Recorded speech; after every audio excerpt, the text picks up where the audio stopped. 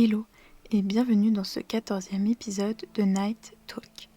Dans cet épisode, je vais te faire mon bilan lecture pour le mois de juin avec des petites statistiques comme toujours.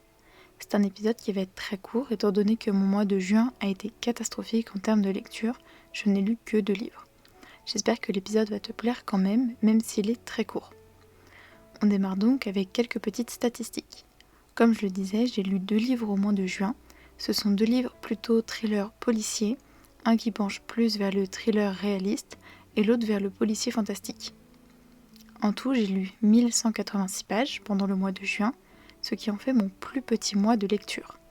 Il n'y a que 2 livres qui sont entrés dans ma pile à lire, mais pendant le mois de mai, j'ai fait une acquisition que j'ai oublié de comptabiliser, donc au final j'en suis à 136 livres dans ma pile à lire. Les 2 livres que j'ai lus sont des romans que j'ai découverts au format papier. J'ai lu un tome 3 d'une saga en 4 tomes et un tome 4 d'une très longue saga que l'on peut lire indépendamment. Pour ce qui est de la provenance, j'en ai acheté un d'occasion il y a 2 ans et l'autre est un cadeau, mais je ne me souviens plus depuis quand je l'ai. Enfin, ce sont tous les 2 des romans adultes.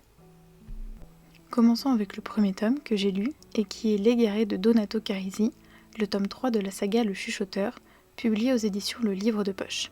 Comme pour les 2 tomes précédents, j'ai fait cette lecture en lecture commune avec Priscilla du conte Un jardin dans ma maison, que je te mets toujours dans la description même si je t'en parle tout le temps. C'est un thriller que j'ai acheté d'occasion il y a 2 ans et auquel j'ai mis la note de 18,4 sur 20. Pour ce qui est du résumé, on va suivre un enquêteur, Bruno Genco, qui va rouvrir une vieille enquête de disparition lorsque la jeune fille qui avait disparu 15 ans plus tôt est retrouvée dans les bois, complètement nue et amnésique. Mais le temps est compté pour l'enquêteur car il se sait condamné. Franchement, ça a vraiment été une très bonne lecture. J'ai beaucoup aimé le suspense.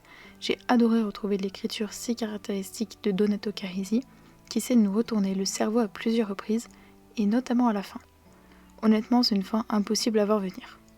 Si vous aimez les thrillers vraiment bien ficelés avec beaucoup de suspense et qui vous surprennent toujours plus, je vous conseille de découvrir cet auteur. Et enfin, le deuxième et dernier livre que j'ai lu ce mois-ci, c'est L'Outsider de Stephen King, publié aussi aux éditions Le Livre de Poche. C'est un roman policier fantastique paranormal qui prend place dans une longue série en 7 tomes pour le moment, avec l'enquêtrice Holly Gibney.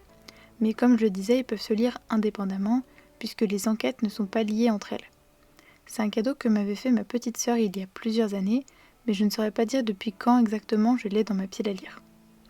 J'ai mis à ce roman la note de 17,6 sur 20. Ce roman commence par une découverte macabre, celle du corps d'un petit garçon qui a été abusé et tué.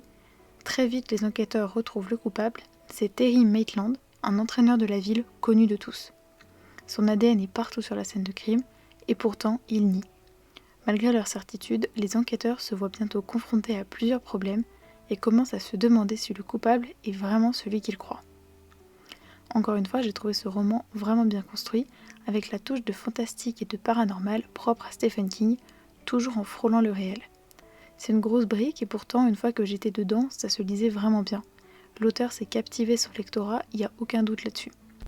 Je n'avais jamais lu de roman avec cette enquêtrice, mais ça m'a donné bien envie d'en découvrir d'autres, parce que j'ai bien aimé son personnage. En tout cas, je connaissais déjà l'écriture de King et je ne suis pas du tout déçue de ce roman. Passons maintenant à un petit classement, même si le podium ne sera pas très encombré. En deuxième position, je place L'Outsider de Stephen King. Même si j'ai beaucoup aimé ce roman et que j'adore ce qu'écrit cet auteur, il n'atteint pas la première place avec une note de 17,6 sur 20.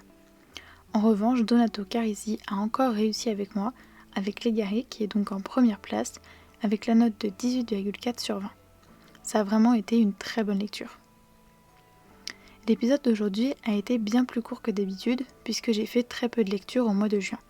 Je n'ai pas voulu regrouper mon update avec celui de juillet puisque je pense qu'il sera plus conséquent. J'espère quand même que ça ne t'a pas trop dérangé. Dis-moi en commentaire si tu trouves pertinent de faire un update lecture mensuel, même si j'ai très peu lu, ou si tu préfères que je regroupe avec un autre mois, ou encore si tu préfères des updates différents et pas forcément mensuels. Je suis très curieuse de connaître ton avis, c'est important pour moi pour améliorer mon contenu vu que je débute encore. Mais enfin, j'espère quand même que tu as apprécié ton écoute, et en attendant le prochain épisode, je te souhaite de passer une très belle journée, soirée, peu importe, et je te dis à la prochaine.